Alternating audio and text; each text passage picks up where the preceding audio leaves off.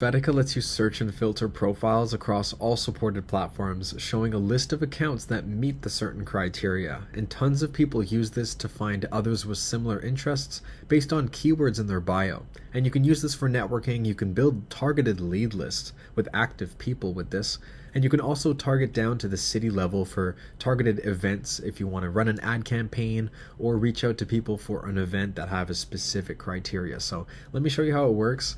All you got to do is go to the manage section and then search and explore. Here we have targeting the marketing keyword in people's bios, and you can see as well that we got it down to New York.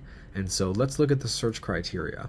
So we got the keyword in their bio. You can also search by the words people are using in their posts or the hashtags they use. Of course, you can target a country, a state, a region, all the way down to the city level. You can add a kilometer range if you want. We're targeting people in English, for example.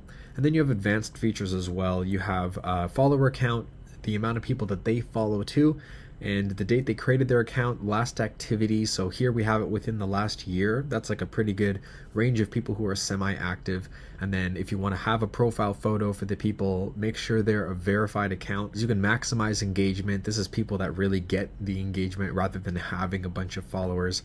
And you can exclude people who follow you with your followers, or the people that you follow, so that's excluding your follows. You can hide people that unfollowed you at any point in the past, or the people that you've rejected through Vedica when you search for these accounts. And finally, you can exclude any keywords. So let's show you how I kind of think through the tool. First, I would start as broad as you can and see how many accounts that you get here.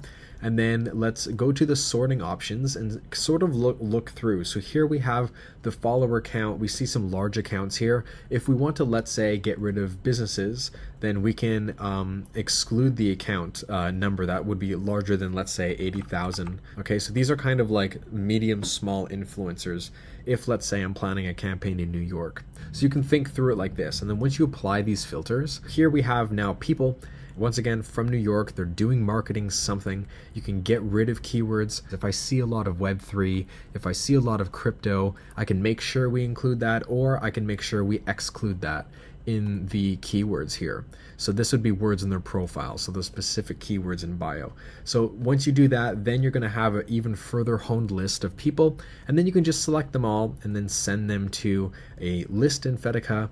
You can send it to an ads audience for X, and you can also just export it for whatever campaign. You can send it to another platform if you need. So this way you can use the tool more efficiently, make sure that the lists that you gather are always the people that you're looking for by using these sorting filters, and then going back and adding more criteria to sort of hone in that list. So that's kind of how I would use it. Now, just to clarify some things, relevance would be by the actual keyword and the keyword combinations.